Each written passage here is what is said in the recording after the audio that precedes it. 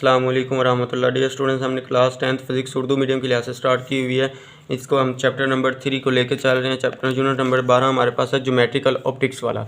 ये हम लेकर चल रहे हैं। लास्ट वीडियो में आप लोगों को ये एक शॉर्ट क्वेश्चन था, वो वाला कंप्लीट करवाया था। आज हम इसके आगे वाला जो टॉपिक है हमारे पास, ये करेंगे स्फेरिकल मिरर से रोशनी की रिफ्लेक्शन। स्फेरिकल मिरर से रोशनी की रिफ्लेक्शन हमारे पास कहते होते हैं। इसमें हम देखेंगे हमारे पास क्या जी, प्लेन सतहों की तरह स्फेरिकल सतहें भी रोशनी की रेस को रिफ्लेक्शन के कवानीन के मुताबिक रिफ्लेक्ट करती हैं। रोशनी के कवानीन के मुताबिक मीन हमारे पास रिफ्लेक्शन के कवानीन क्या थे, एंगल ऑफ इंसिडेंट और एंगल ऑफ रिफ्लेक्शन हमारे पास क्या होते थे, इक्वल होता था। और हमारे पास angle of incidence, normal, angle of reflection हमारे पास, ये तीनों के तीनों हमारे पास एक ही पॉइंट, एक ही प्लेन पे वाक़या होते थे। ये हमारे पास था एंगल ऑफ इंसिडेंट और एंगल ऑफ रोशनी की रिफ्लेक्शन के कवानीन। वो कहता है कि हमारे पास रोशनी रिफ्लेक्शन के कवानीन के मुताबिक रिफ्लेक्ट करती हैं। रोशनी की रेज जो हमारे पास है वो इसके कवानीन के मुताबिक पूरा उतरती हैं। ये सवाल भी हमारे पास ऐसे आएगा कि स्फेरिकल मिरर से रोशनी की रिफ्लेक्शन की वजाहत करें किसी एक तजर्बे के साथ। ये नीचे उसने सरगर्मी भी दिया, तो इसकी मदद से वो कहेगा कि इसकी वजाहत करें। आप लोगों ने सिर्फ इसमें ये 3 लाइनें लिखी हैं हमारे पास, ये इसमें ये ना लिखे, बस सिंपल ये डायग्राम बनाएं और ये जो हमारे पास 1.5-2 लाइनें बनती है ये लिखें। उसके बाद ये डायग्राम और साथ में इसका मैं आप लोगों को सरगर्मी भी समझाता हूँ। हमारे पास क्या है, उसने क्या कहा कि किसी तरह रोशनी कनकेव और कन्वेक्स मिरर की स्फेरिकल सतहों से रिफ्लेक्शन के कवानीन के मुताबिक रिफ्लेक्ट होती हैं। आप देखिए, हमें ये हमारे पास कन्वेक्स मिरर है। कन्वेक्स मिरर में हमारे पास क्या होता था, हमारे पास बाहर वाली साइड को हमने पॉलिश किया होता था।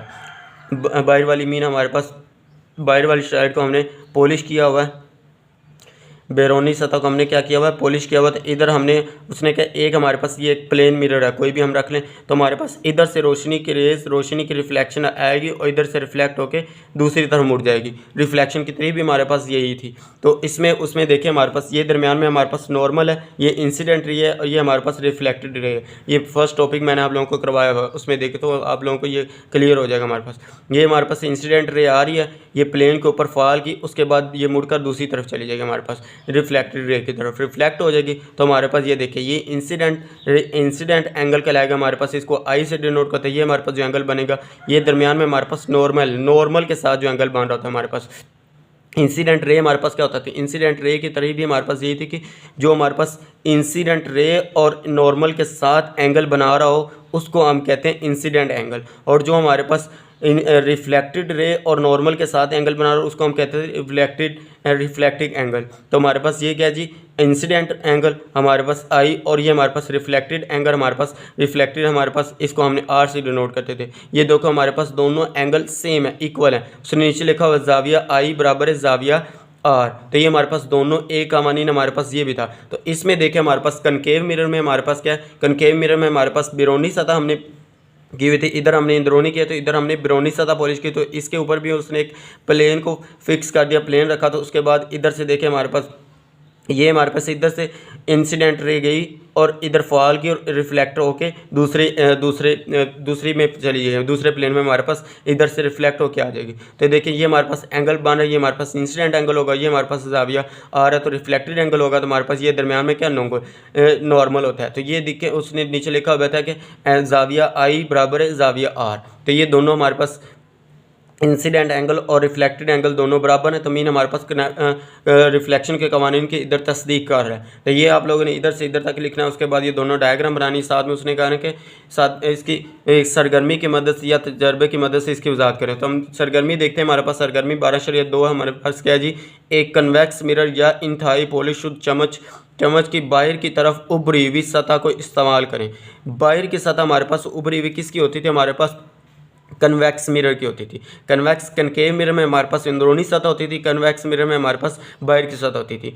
को अपने हाथ में पकड़ें, कहता है कि एक चम्मच है उसको अपने हाथ में पकड़ के दूसरे हाथ में एक पेंसिल, दूसरे हाथ में ये फॉर एग्जांपल ये पेंसिल, ये हमारे पास चम्मच है, ये हमारे पास पेंसिल है। तो कह रहा है इसी तरह हमारे पास पकड़ें, किनारे से पकड़कर सीधा ऊपर की तरफ रखें। मिरर में से पेंसिल की इमेज देखने की कोशिश करें कि ये जो हमारे पास ये उसने कहा इसी तरह इसको ऊपर रखें। तो ऐसे देखें हमारे पास इसमें हमारे पास इमेज कौन सी बन रही है। तो नीचे उसने यही लिखा कि इमेज सीधी नज़र आती है या उल्टी, इमेज के जिस्म के साइज़ से छोटी होती है या बड़ी होती है। पेंसिल को मिरर की दूसरी तरफ हरकत दें, इमेज का साइज़ इमेज का साइज़ कम होता है या बढ़ता है, ये उसने आगे भी लिखा हुआ है, कम होता है या बढ़ता है, बताएं इमेज फोकस की हरकत करेगी या इससे मुखालिफ सिमत में। तो ये देखते हैं हमारे पास इसका आंसर क्या है। सबसे पहले देखिए हमारे पास जो कन्वेक्स मिरर होता तो उसमें हमारे पास इमेज किस तरह की बनती थी, कन्वेक्स मिरर और कनकेव मिरर। मैं आप लोगों को लास्ट वीडियो में भी ये करवा चुका हूँ। कन्वेक्स और कनकेव मिरर में हमारे पास इमेज किस तरह की बनती थी।